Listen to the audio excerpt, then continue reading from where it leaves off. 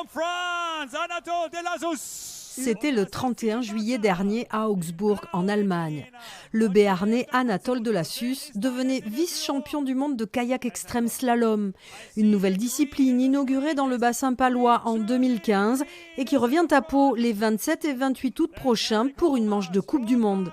À cette occasion, le Stade d'Eau Vive s'est doté d'une rampe automatique pour les départs de cette compétition très spectaculaire qui sera présente aux Jeux Olympiques de Paris 2024.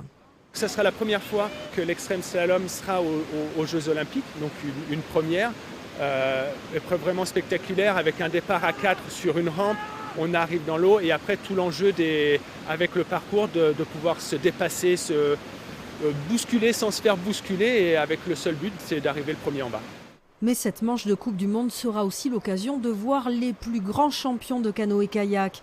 L'équipe de France est en forme, mêlant des anciens, comme ici Denis Gargochanu, à des plus jeunes, tels Titouan Castric, champion du monde et d'Europe des moins de 18 ans.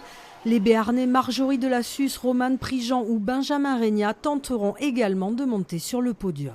On aura le gratin mondial qui est présent avec 230 bateaux, 36 nations. Les courses de fin de saison sont très ouvertes.